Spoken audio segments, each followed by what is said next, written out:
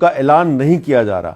اگر آپ نے ان فیصلوں کو سمجھنا ہے تو میں آپ کو آج عمران خان صاحب کا ایک پرانا کلپ سنواتا ہوں. اس کلپ میں انہوں نے بطور وزیر اعظم جن عناصر کو کچھ وارننگ دی تھی، آپ یہ سمجھ لیں کہ آج ایسی ہی وارننگ جو ہے وہ پاکستان تحریک انصاف کو بھی دی جا رہی ہے، لیکن کہیں آپ کو ٹی وی اسکرین پر نظر نہیں آ رہی. فیصلہ ہو چکا ہے. کیا فیصلہ ہے؟ عمران خان کی اپنی زبان میں سنیں.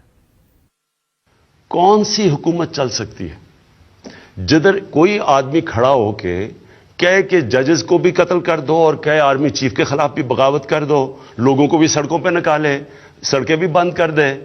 اگر سپریم کورٹ ان کے کہنے کے مطابق، ان کی من پسندی کے مطابق فیصلہ نہیں کرتا تو اس کا مطلب یہ فیصلہ ہی نہیں مانتے. اس کا مطلب یہ سڑکوں پہ آ جائیں گے، ملک کو روک دیں گے. یعنی کوئی ملک چل سکتا ہے ایسے؟ اور اس کا نقصان کس کو ہے؟ ہمارے پاکستانیوں کو، عوام کو نقصان ہے، غریب لوگوں کو نقصان ہے. سڑکیں بند کر رہے ہیں، لوگوں کی روزگار جا رہا ہے. جو بیچارہ دہاڑی میں جس نے آ کے مزدوری کرنی تھی، جب ملک رک جائے گا وہ کدھر سے بچوں کا پیٹ پالے گا؟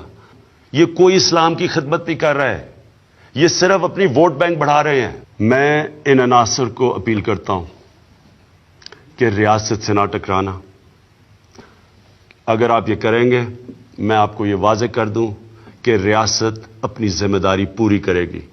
لوگوں کی پراپرٹیز، لوگوں کی جان اور مال کی حفاظت کرے گی. ہم کوئی توڑ پھوڑ نہیں ہونے دیں گے، ہم کوئی ٹریفک نہیں رکنے دیں گے. میں آپ کو اپیل کرتا ہوں کہ ریاست کو ادھر تک نہ لے کے جائیں، وہ مجبور ہو جائیں ایکشن لینے کے لیے. عمران خان صاحب نے کہا تھا کہ ریاست کو ادھر تک نہ لے کے جائیں کہ وہ مجبور ہو جائے ایکشن لینے پہ. تو اب یہی الفاظ جو ہیں عمران خان صاحب کو خود بھی یاد رکھنے چاہیے. کچھ فیصلے کر لیے گئے ہیں اور اعلان ان کا نہیں ہو رہا.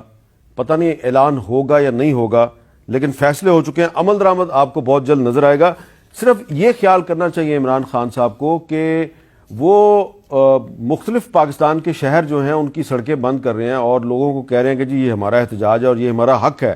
لیکن اپنا صوبہ جو ہے خیبر پختونخوا، جہاں پہ ان کی پچھلے 9 سال سے حکومت ہے، وہاں پہ اگر کوئی تنظیم جو ہے وہ ایک پرامن مظاہرہ کرتی ہے تو ان کے خلاف مقدمے قائم کر دیے جاتے ہیں. اور یہ دیکھیں ایک مقدمہ ہے، یہ منظور پشتین صاحب کے خلاف مقدمہ ہے.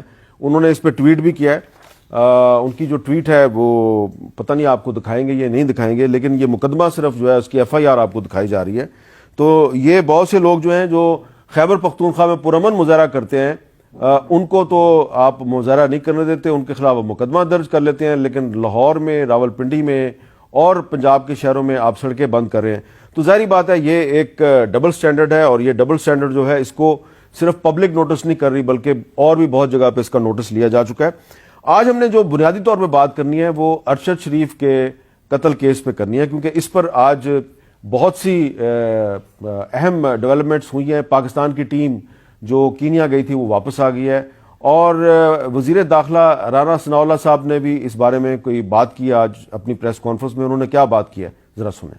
ارشد شریف صاحب شہید کی بات کی ہے. وہاں پہ جو پولیس ہے اس پولیس کے متعلق بھی یہ چیزیں سامنے آئی ہیں. کسی کے کہنے پہ جو ہے وہ پیسے ویسے لے کے بھی یہ کام کر دیتی ہے. اس کی وجہ یہ کہ گاڑی پہ جو فائر ہوئے ہیں تو وہ بڑے ہی ٹیکنیکل انداز میں ہوئے ہیں کہ یعنی جو پولیس کا موقف ہے اگر اس کو سامنے رکھے تو انہیں کیا معلوم تھا کہ ارشد شریف جو ہے وہ کس سیٹ پہ بیٹھا ہے اور گاڑی کو چلا کون رہا ہے. فائر کرنے والوں کو یہ معلوم تھا کہ اس گاڑی میں جو 2 بندے بیٹھے ہیں ان میں سے ارشد شریف کون ہے، وہ کس سیٹ پہ بیٹھا ہے، کس سائڈ پہ بیٹھا ہے، گاڑی کو ڈرائیو کون کر رہا ہے، اور جو ڈرائیو کر رہا تھا اسے بھی معلوم تھا کہ کس جگہ پہ کیا ہونا ہے اور اس نے کس طرح سے اپنے آپ کو جو ہے وہ سیو کرنا ہے. تو اس لیے بادی و نظر میں تو یہ کلائمیکس ہی لگتی ہے.